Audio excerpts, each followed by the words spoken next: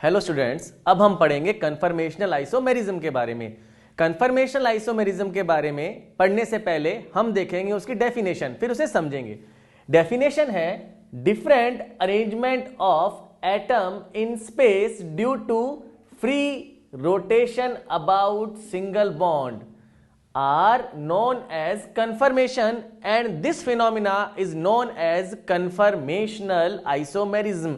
इसे हम समझते हैं। आइए देखिए, ये मेरे हाथ में एक साइंटिफिक मॉडल है और इस मॉडल में हम थोड़ा समझते हैं कि कौन से एटम क्या है।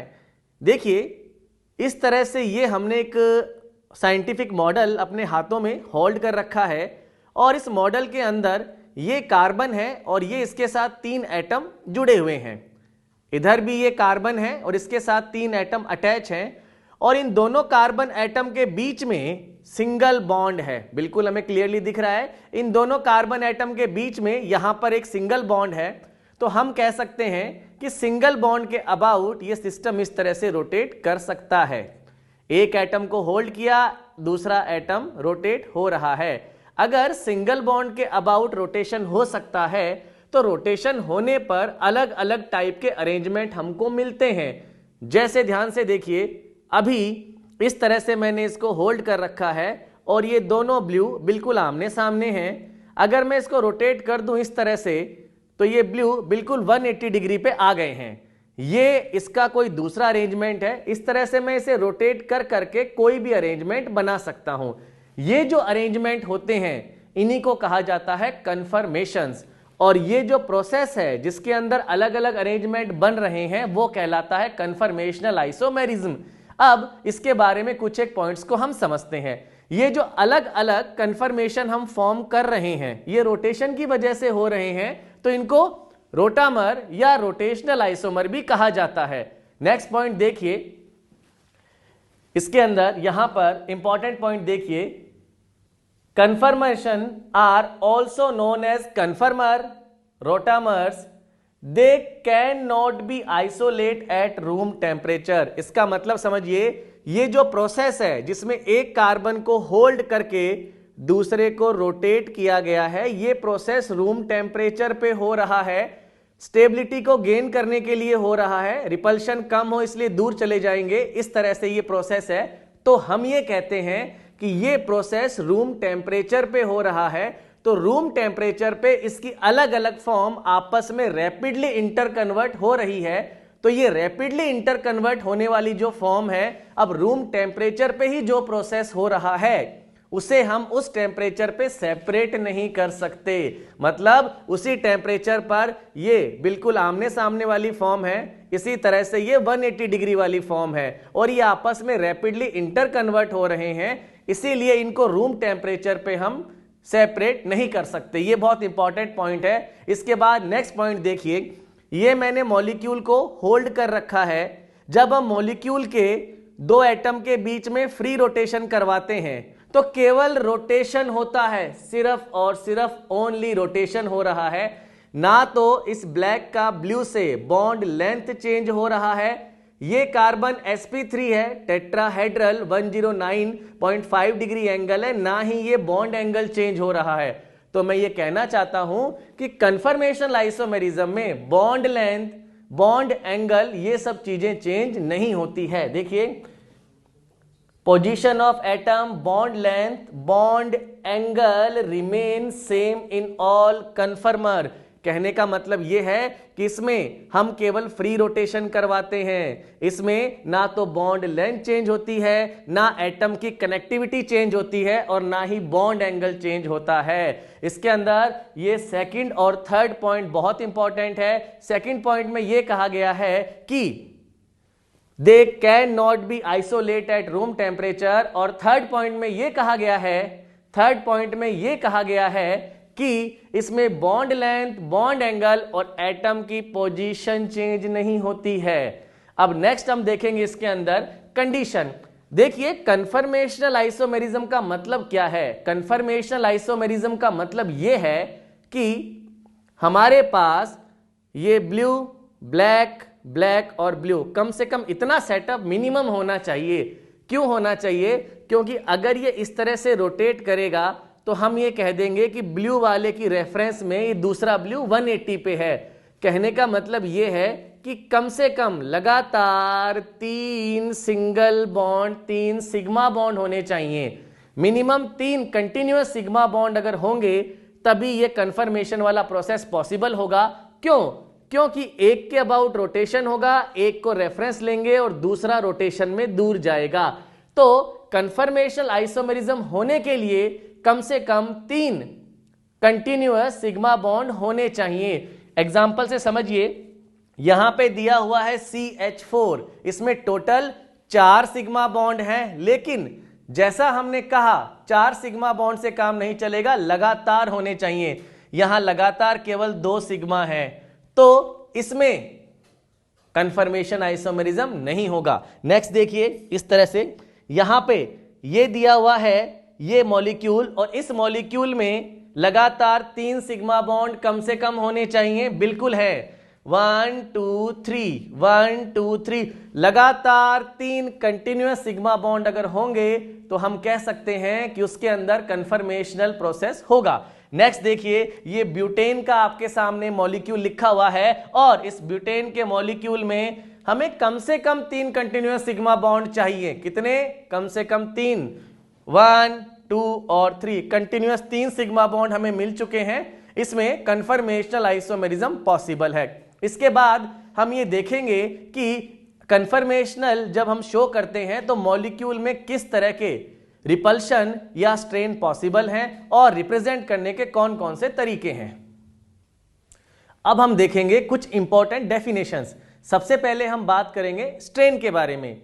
देखिए, 2 तरह के स्ट्रेन मॉलिक्यूल के अंदर एग्जिस्ट करते हैं। पहला है van der Waals strain and steric strain. ये एक ही नाम है, strain due to repulsion between 2 non bonded atom और ग्रुप। इसको समझिए, ये मॉलिक्यूल मैंने होल्ड कर रखा है, यहां पर ये ब्लू और ये ब्लू 2 ग्रुप हैं। इनकी वजह से मॉलिक्यूल में इनकी वजह से मॉलिक्यूल में जो स्ट्रेन आएगा उसे कहा जाता है स्टेरिक या van der Waals strain. Strain किस तरह से आएगा? यूं समझिए कि ये दोनों रिपल्शन करेंगे, अगर रिपल्शन करेंगे तो मॉलिक्यूल में इस तरह से स्ट्रेन आ जाएगा।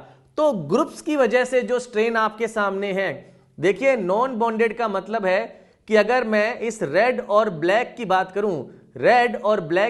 करूं, तो ये बॉन्डेड है, इसकी बात नहीं हो रही, बात हो रही है ब्लू और ब्लू की। तो ये दोनों आपस में जब एक दूसरे को रिपेल करेंगे तो मॉलिक्यूल में जो स्ट्रेन आएगा उसे कहा जाता है स्टेरिक या वॉन डेर वाल स्ट्रेन। दूसरे टाइप का स्ट्रेन जो है वो है टॉर्शनल स्ट्रेन। ध्यान से देखिए, इस मॉलिक्यूल में ये ब्लू और ब्लैक जो 2 एटम हैं, इनके बीच में ये बॉन्ड है, इसमें इलेक्ट्रॉन पेयर होंगे। इधर भी ब्लू और ब्लैक के बीच में ये जो बॉन्ड है, इसमें भी इलेक्ट्रॉन पेयर होंगे। तो ये जो दोनों बॉन्ड पेयर हैं ये भी आपस में रिपेल करेंगे। तो बॉन्ड पेयर रिपल्शन की वजह से जो स्ट्रेन आता है उसे कहा जाता है टॉर्शनल स्ट्रेन। यहां देखिए ड्रॉ कर रखा है, ये x और y 2 ग्रुप या एटम है, इनके बीच में जो रिपल्शन होगा उसकी वजह से जो मॉलिक्यूल में स्ट्रेन आएगा उसे कहा जाता है वॉन डेर वाल स्ट्रेन। और ये जो बॉन्ड पेयर इलेक्ट्रॉन है, इनमें रिपल्शन की वजह से जो स्ट्रेन आएगा उसे कहा जाता है टॉर्शनल स्ट्रेन। अब क्योंकि हम कंफर्मेशनल आइसोमेरिज्म के बारे में पढ़ रहे हैं, तो कंफर्मेशन में हमने क्या सीखा कि मॉलिक्यूल में एक एटम के अबाउट दूसरे में रोटेशन होता है। तो हमारे पास मॉलिक्यूल को बोर्ड पे लिखने का एक तरीका होना चाहिए कि जब उसको हम मॉलिक्यूल पे लिख दें और हमें ये कहा जाए कि देखिए इसमें 60 डिग्री 90 डिग्री का रोटेशन हुआ है, तो वो रोटेशन दिखना चाहिए। तो इस तरह से मॉलिक्यूल रिप्रेजेंट करने के 2 तरीके आपके सामने रहते हैं। पहला तरीका है सॉ हॉर्स के अंदर मॉलिक्यूल को आप यूं समझिए कि हम इस तरह सामने से ऑब्जर्व कर रहे हैं ऐसे, और अगर किसी मॉलिक्यूल को इस तरह से ऑब्जर्व करके प्रोजेक्शन बनाएंगे तो हमें इसका बीच वाला जो बॉन्ड है वो हमें दिखाई देगा। किस तरह से ड्रॉ करेंगे? देखिए यहां पर ये जो 2 कार्बन हैं ये बने हुए हैं, तो इन दोनों कार्बन एटम को हम 2 पॉइंट मानकर इस तरह से रेफरेंस ले लेंगे और इस तरह से इसे बना देंगे। इसे थोड़ा सा एंगल पे टिल्ट किया जाता है। अब ये कार्बन और ये पॉइंट सेम है, ये वाला कार्बन और ये पॉइंट सेम है इस तरह से। अब जो बाकी तीनों हाइड्रोजन है उनका बनाया जाएगा प्रोजेक्शन। प्रोजेक्शन का मतलब ये होता है, क्योंकि ये 109.5 डिग्री पे है, तो 109.5 का जब हम बोर्ड पे प्रोजेक्शन बनाएंगे, तो प्रोजेक्शन जब बनेगा, समझिए ध्यान से, तीन बॉन्ड हैं इस तरह से। देखिए ये रहे, ये हमने यहां पर 3 बॉन्ड ले लिए हैं, ये 3 बॉन्ड हैं। इन तीनों बॉन्ड में 109.5 का एंगल है। अगर मैं इसका प्रोजेक्शन लेता हूं बोर्ड पे, ये मैंने बोर्ड पे इसका प्रोजेक्शन ले लिया है, अगर मैं बोर्ड पे इसका प्रोजेक्शन लेता हूं तो ये सर्कल बनाएंगे और 3 लाइन होगी। अभी ये 109 है, लेकिन जैसे ही मैंने बोर्ड पे इसकी इमेज या परछाई बनाई तो ये एक सर्कल को 3 पार्ट में डिवाइड करेंगे, और एक सर्कल को 3 इक्वल पार्ट में अगर डिवाइड कर रहे हैं तो एक एंगल हो जाएगा इसके अंदर 120 डिग्री। इसीलिए इसका जो प्रोजेक्शन है वो बनाता जाता है 120 डिग्री। तो यहां पर जो बाकी 3 बॉन्ड हैं उनको बनाया जाता है 120 डिग्री प्रोजेक्शन पे। अगर कहीं पर इस तरह का कोई सिस्टम बना हो उसे कहा जाता है 100 हॉर्स प्रोजेक्शन। इसके बाद हम पढ़ेंगे न्यूमैन प्रोजेक्शन के बारे में, जो हमारे लिए सबसे ज्यादा इंपॉर्टेंट है। 100 हॉर्स प्रोजेक्शन के बाद अब हम देखेंगे कि हम न्यूमैन प्रोजेक्शन को कैसे पहचानते हैं। 100 हॉर्स में हम मॉलिक्यूल को सामने से ऐसे देख रहे थे, न्यूमैन में हम मॉलिक्यूल को सामने से ऐसे देखते हैं। अगर इस तरह से देखा जा रहा है, बीच का बॉन्ड दिखाई देगा, वो 100 हॉर्स प्रोजेक्शन है। अगर मॉलिक्यूल को इस तरह से रिप्रेजेंट किया जाए तो वो कहलाता है न्यूमैन प्रोजेक्शन।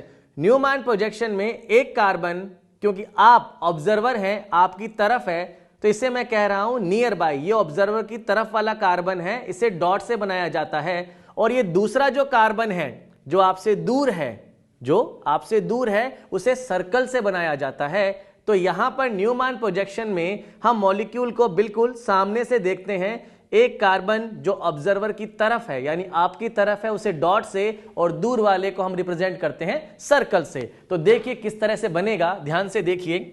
यहां पर दिया हुआ है इथेन, ये जो आपके सामने इथेन है, ये 2 कार्बन है, एक डॉट एक सर्कल, किसी को भी डॉट मान सकते हैं, किसी को भी सर्कल। हमें ये पहचानना आना चाहिए कि कौन सा इसके अंदर नियर बाई है, कौन सा डिस्टेंट है। हमें ये ड्रॉ नहीं करने होते, हमें तो प्रिंटेड फॉर्म में क्वेश्चन मिलता है, तो हमें केवल ये पहचानना है कि कौन सा न्यूमैन है, कौन सा 100 हॉर्स। देखिए न्यूमैन किस तरह से ड्रॉ करते हैं, ध्यान से देखिए। जो कार्बन डॉट और सर्कल कैसे रिप्रेजेंट करेंगे, देखिए जो कार्बन आपकी तरफ है उसे डॉट से बना देंगे, और दूर वाले कार्बन को हम सर्कल से बना देंगे। आगे वाले कार्बन के तीनों एंगल का प्रोजेक्शन लेना है, और 109 पे जो प्रोजेक्शन बनता है वो 120 डिग्री होता है। बॉन्ड एंगल 109.5 है, प्रोजेक्शन 120, और इसके जस्ट पीछे जो बॉन्ड है उनको हम इस तरह से बनाते हैं। ध्यान रखिएगा वो पीछे वाले कार्बन से ही स्टार्ट होंगे इस तरह से। यहां पर ध्यान से देखिए, ये आगे वाला कार्बन है डॉट और ये पीछे वाला है सर्कल। 3 बॉन्ड एक कार्बन से शुरू होते हैं और दूसरे 3 बॉन्ड दूसरे कार्बन से। तो इस तरह से हमने ये न्यूमैन प्रोजेक्शन ड्रॉ कर लिया है। अब हम स्टडी करेंगे इथेन के बारे में, और इथेन के बारे में हम देखेंगे कि अगर हमें 2 न्यूमैन प्रोजेक्शन दिए हुए हैं तो उनका नाम क्या होता है और उनमें स्टेबिलिटी का ऑर्डर क्या होता है। तो देखिए यहां पर ये इथेन है और हमारे सामने इसके 2 अलग अलग न्यूमैन प्रोजेक्शन बने हुए हैं, और हमसे पूछा गया है कि इसका नाम बताइए और इसमें स्टेबिलिटी का ऑर्डर बताइए। बहुत ही आसान है। यहां पर ये जो डॉट से 3 लाइन जा रही है और सर्कल से 3 लाइन जा रही है, ये डॉट से 3 लाइन और ये सर्कल से जो 3 लाइन जा रही है, इन तीनों में ध्यान से देखिए, यहां पर बॉन्ड एंगल 109 ही है, प्रोजेक्शन 120 डिग्री है। तो जब हमने ये लाइन इस तरह से पैरेलल बना रखी है, तो हमारा कहने का मतलब है कि आगे वाले बॉन्ड ने पीछे वाले बॉन्ड को कवर कर रखा है। यानी ये आगे वाली ब्लैक लाइन पीछे वाली जो लाइन है उसको बिल्कुल कवर कर रखा है। इसे कहा जाता है इक्लिप्स्ड फॉर्म। इक्लिप्स्ड यानी कवर करना, इसे इक्लिप्स्ड फॉर्म कहते हैं। और इस तरह की फॉर्म जिसके अंदर जो सारे मेन ग्रुप हैं वो बिल्कुल 180 पे आ रहे हैं, देखिए बिल्कुल 180 पे हैं आमने सामने, एंटी पोजीशन, इसे कहते हैं स्टैगर्ड। तो ये इक्लिप्स्ड है जिसमें कवर कर रखा है और ये दे रखा है आपको स्टैगर्ड। तो अब इन दोनों में स्टेबिलिटी देखनी है, तो देखते ही समझ में आ रहा है यहां पर जो बॉन्ड है और एटम है वो पास नजर आ रहे हैं, तो रिपल्शन ज्यादा है। यहां रिपल्शन क्या है, कम। तो जहां रिपल्शन ज्यादा होगी उसकी स्टेबिलिटी क्या हो जाएगी, ऑटोमेटिकली माइंड में आ गया कि कम होगी। तो स्टेबिलिटी के अंदर ये मोर स्टेबल है स्टैगर्ड फॉर्म और इक्लिप्स फॉर्म इसकी कम स्टेबल है। इसके बाद हम देखेंगे इथेन के एनर्जी का डिफरेंस और ग्राफ, और फिर हम पढ़ेंगे ब्यूटेन के बारे में।